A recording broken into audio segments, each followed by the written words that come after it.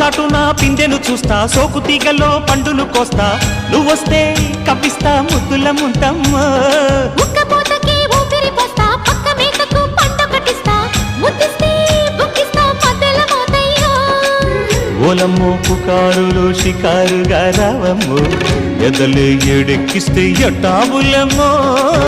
ఊరయ్యో బజారులో మజాలకి రానయ్యో, పగలే పక్కెక్కిస్తే తంటాలేవయ్యో.